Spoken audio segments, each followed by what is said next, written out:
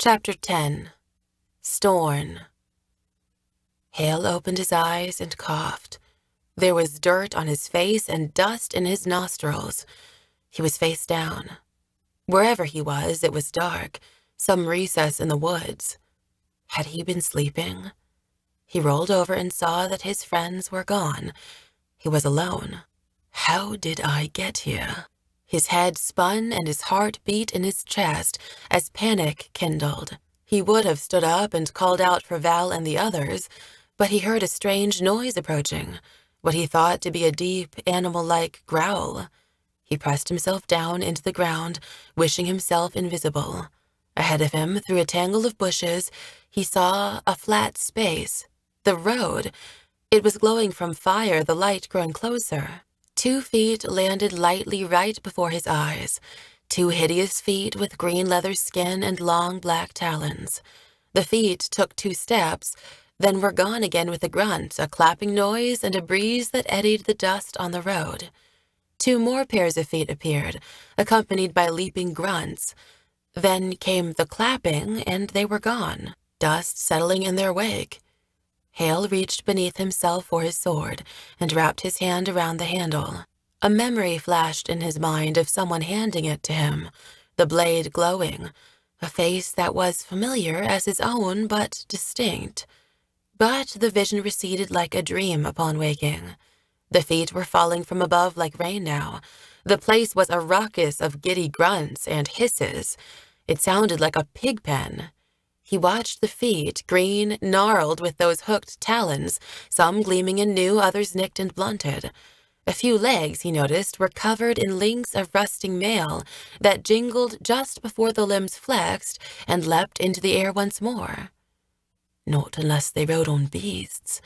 Those were the prints we found, 3-toed and 4-toed on the earth. He moved on his elbows, peering up through the branches, his own breath disturbing the leaves before his face. He saw nothing, just firelight reflected on leaves. Then suddenly a terrible face landed right before his, and just as it had appeared, it left. He recoiled from the vileness. He had thought such a face could only exist in nightmares, in children's horrid drawings of their most terrible fears. But no, this was real. His mind raced over fields, forests, swiftly flowing rivers and red hills, to a crumbling mine beneath the jagged snow-capped teeth of the Rimkers. Jasmine. He could see her face now, luminous and beautiful as these creatures were hideous. If she could be real, so could they. He had a terrible longing for his friends, but he could not remember how he became separated from them. He tried to recall their journey so far, but his thoughts were interrupted as an entire group of the things landed just on the other side of the hedge, giving him a glimpse of all parts of them. They were horrible and hunched. On their backs snapped leathery black wings that beat like those of bats. Against the light of the torches, the membranes were the color of dirty water, with translucent, black veins pumping through them. The faces of the things were smashed. Their noses were jutted up like wild boars, their eyes narrow yellow slits with black pupils that darted like cockroaches scattering from light. Their lower jaws protruded out from underneath their upper ones, with rows of long teeth, misshapen and irregular. Haille thought of a pincushion overstuffed with pins. The sound they made brought to mind a herd of pigs feeding or fighting over food. A second tangle of the beasts landed before him. This mass consisted of creatures larger than the others. Whereas the smaller ones were about the size of a child, these were the size of men, perhaps shorter, but their shoulders and backs were lumped with muscles. Some of these larger ones even wore bits and pieces of plate armor, gauntlets over a forearm, plates over a shoulder, but nothing complete, and nothing to encumber the wings on their backs. All the creatures were noisy, laughing and growling. Haille could recognize that the noises they made were regular enough to be speech, but comprehension was impossible. The melee suddenly opened up, and to his horror, he saw a girl, a human girl, kicking and fighting, wearing armor herself that was black like all things in this wood. For the moment she had kicked her way free. Her leg flailed but was soon recaptured. Her eyes were blue fire and desperate. She shouted, but he didn't catch any meaning in her words. A hand moved to silence her, green flesh over rose lips. Suddenly her arm flew up, and she punched the claw away. Both legs came free. For a wild moment it looked as if she would escape, but the creatures were too numerous. Those on the edges pushed inward. For a moment, Haille hoped that the pressing numbers would just cause more confusion and perhaps allow her to flee. This appeared to be the girl's plan as she heaved and kicked the limbs of her captors into one another. Larger creatures tripped over smaller ones, and the smaller ones squealed. Like a fox breaking free of hounds, she burst from the fracas. But in one terrible motion, a smaller creature on the periphery leapt to the height of her face and with an extended limb wrenched her head backwards. Others quickly seized her. When the first one withdrew, 3 deep gashes gaped open across the side of her face. Haille shuddered. As he watched, the commotion of the pack increased. The figures split into 2 groups. There were the creatures holding down the girl who had gone still, except for her heaving chest.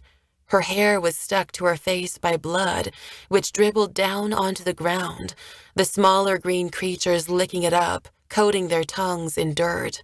The larger gray menaces knocked them away, the way hunters might kick at hounds interfering with their kill. Other gray members of the pack were occupied with attacking something else. Haille realized it was one of their own numbers, a smaller green imp. After a brief resistance, they held this unfortunate creature up by his arms. Haille could see that even among the smaller creatures, this was one of the smallest. His yellow eyes were wide with terror. His legs kicked helplessly as they held him aloft. His claws shone with the fresh red blood drawn from the girl's face. Unrecognizable speech passed among all the creatures, but Haille thought he could understand well enough. Whomever they were taking her to wanted her unblemished. The guttural sounds of debate stopped abruptly with a motion from the tallest of the gray creatures. His armor was more complete than the others. The swing of his sword had been too quick and subtle for Haille to notice, but he saw the result. The green creature who had cut the girl's face swung free from one of his captors. The captor still holding him dropped him to the ground. The other appeared somewhat surprised to suddenly be holding a useless limb, a limp green claw.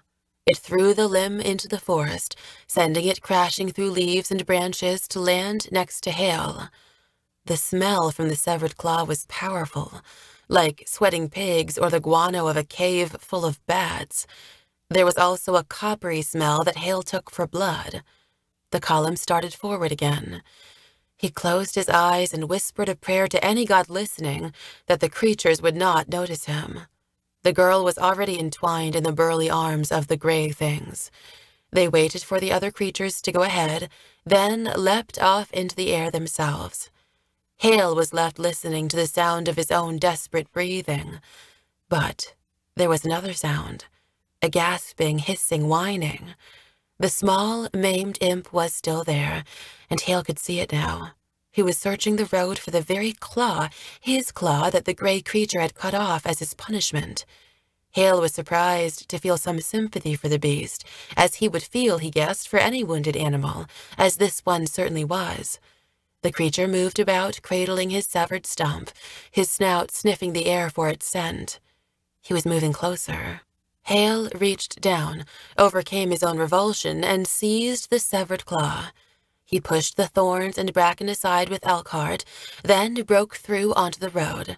The creature looked up from its search and froze, its eyes wide, its mouth of needle-like teeth agape. He raised his good arm, its talons extended, but the wounded creature looked more pathetic than intimidating. Haille held up the severed hand. This elicited another hiss from the beast, before his legs bowed and he leapt upon Haille. The attack was too quick for Haille to think. He simply shuffled backwards, dodged a swipe of the creature's remaining claw, and while it was off balance, he struck the severed stump with the flat of his sword. The thing howled and bent over his wounded arm. Haille had size on his side and kicked the beast, sending it tumbling across the road. He lowered the point of Elkhart at the imp's neck and held it there. They remained rooted in place, their bodies shaking. Out of instinct, Haille spat, "Stay back." It nodded and stepped backward, its eyes on the claw Haille still clutched. An amazing thought occurred to Haille. "Can you understand me?" It nodded again. Haille could guess from the sounds he heard the creatures making before that they would not be able to make the sounds required for human speech. But if they had their own language, was it so unlikely that they could know his, at least enough to understand it? "You can understand my language?" The creature's eyes widened with questioning, then he nodded again and hissed. He would have to keep his sentences simple, Haille decided. "Can you speak it?" He shook his head no. "I didn't think so," Haille mumbled to himself. "Are they going to kill the girl?" The creature nodded and hissed a noise that almost sounded like, "Yes." Haille glanced to the side of the road and noticed a curtain of the same black vines that had come close to strangling him and his friends. He swept his sword past them, and they fell limp as before. Elkhart still held some property that rendered them inert, at least for a short time. With a second swing, he cut down a couple. He snatched one up as it began to curl into itself and applied it as a tourniquet to the severed claw, then held it up, swinging it in front of him. "You want it back?" The creature nodded. "Then take me to her."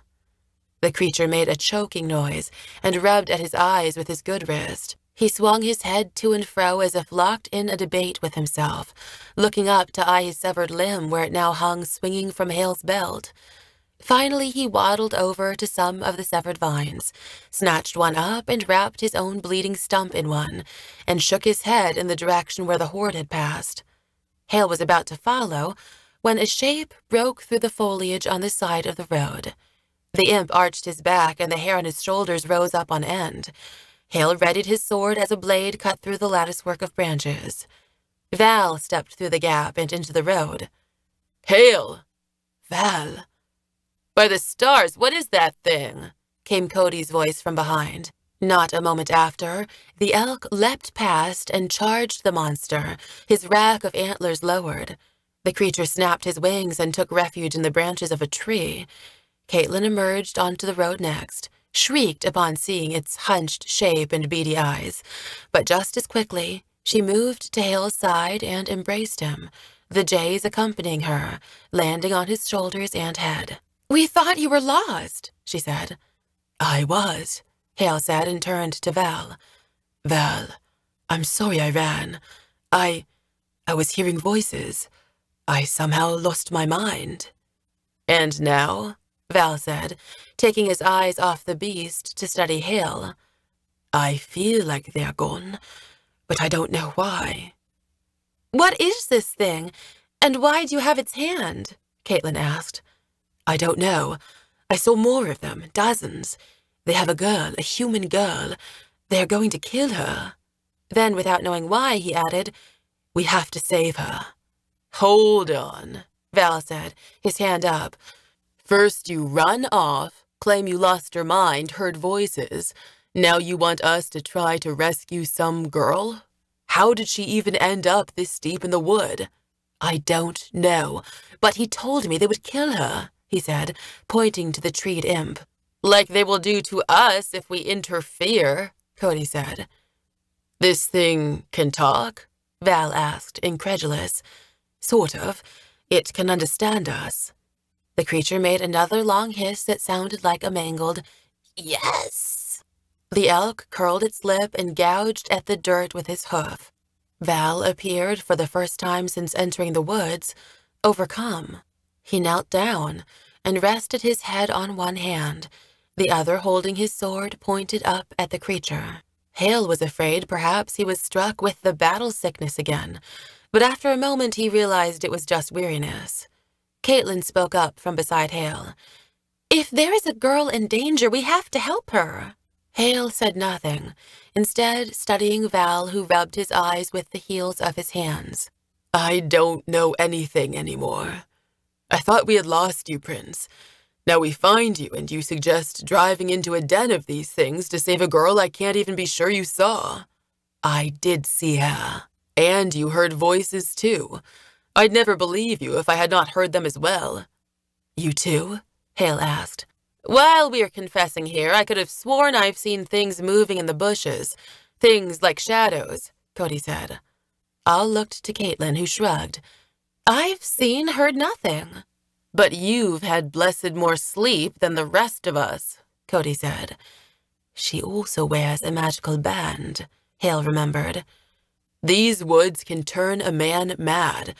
Given enough time, I don't doubt they would do the same to womenfolk, Val said with a nod to Caitlin.